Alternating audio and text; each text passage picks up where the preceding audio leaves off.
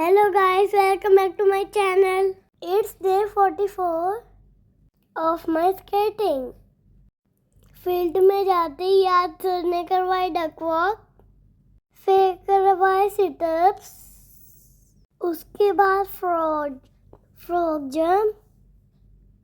मैंने की frog jump complete. मैं तो अभी सीट स्टैंड ही कंप्लीट कर रही हूँ। अब शुरू हुई फ्रॉग जंप। फ्रॉग जंप के बाद सर ने मुझे दिए सीट स्टैंड। मैंने करे 20 सिटअप्स क्योंकि आज मैंने रनिंग नहीं की थी, मैं थोड़ा लेट पहुंची थी। उसके बाद पहने स्केट्स, सेफ्टी गियर और चल पड़ी फील्ड में। सर ने सारे बच्चों को एक लाइन में खड़ा कर दिया और सर कहते हैं कि बैक बैंड करके स्केटिंग राउंड लगाने हैं और फिर हम सब शुरू हो गए। हम सब बच्चों ने फुल स्पीड में राउंड्स लगाए।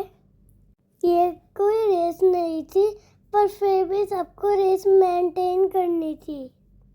Sorry speed. शुरू में हम नॉर्मल स्पीड में प्रैक्टिस कर रहे थे। मैं पूरी कोशिश लगा रही थी कि मेरा बैलेंस अच्छा रहे। जब रोज प्रैक्टिस करते हैं ना, तो हर दिन ऐसे लगता है कि आप थोड़ा और बेटर हो रहे हो। इसलिए स्केटिंग मुझे और भी पसंद आने लगी है।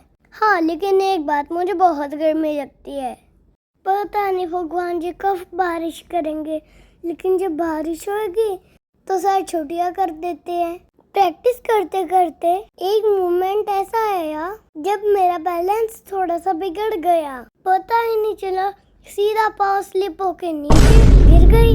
एक बार ही तो लगा तो बहुत दर्द हुआ क्योंकि मेरे साइड में बहुत तेज की लगी। मैंने तुरंत खुद को संभाला, कपड़े साफ करे और दोबारा स्केटिंग शुरू कर दी। स्केटिंग हमें यही सिखाती है कि गिरना बिल्कुल नॉर्मल है, लेकिन गिर के जो दोबारा खड़ा होता है वही चैंपियन बनता है। रास्ते में गिरना मंजिल का अंत नहीं होता, हर बार उठना ही असली हिम्मत होती है। मेहनत की रफ्तार कभी बेकार नहीं जाती।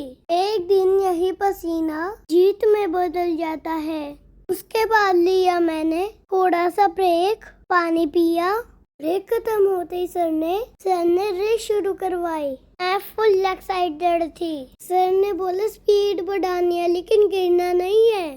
सब अपने पूरी स्पीड से निकल पड़े। मैं भी पूरी मेहनत के साथ रेस कर रही थी। हम सब दोस्त एक दूसरे को टफ कंपटीशन दे रहे थे। हर कोई अपने राउंड्स कंप्लीट करना चाह रहा था। गिरने के बाद मैं केयरफुली चल रही थी, कहीं मुझे दोबारा ना लग जाए। क्योंकि रेस जितनी इम्पोर्टेंट है, सेफ्टी भी उतनी ही इम्पोर्टेंट है। नहीं, हद से ज्यादा सेफ्टी इम्पोर्टेंट है, क्योंकि आप सेफ रहोगे तभी तो कुछ कर पाओगे। फिर हम दोस्तों ने फुल स्पीड में राउंड कंप्लीट करे, सेफली एक दूसरे को क्रॉस करते हुए। उसके बाद सर ने बोला बस लास्ट राउंड, और फिर हम आ गए फील्ड के बीच में। बैठ के थोड़ा रेस्ट करा।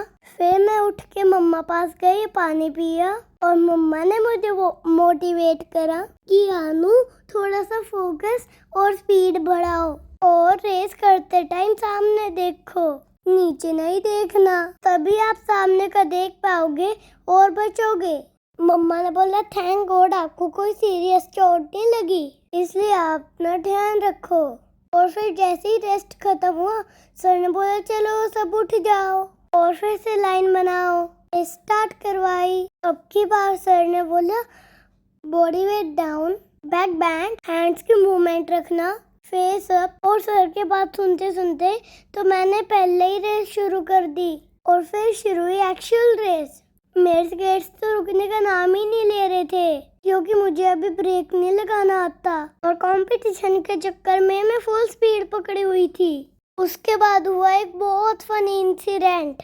मेरा फ्रेंड गिरा, उसको कंपनी देने के लिए उसके पाँव में उलझ के मैं भी गिरी। शुक्र है हम दोनों बच गए। हम हम दोनों का ये इंसिडेंट देख के सब हंसने लगे और मम्मा और सर ने बोला गैप मेंटेन करके चलो।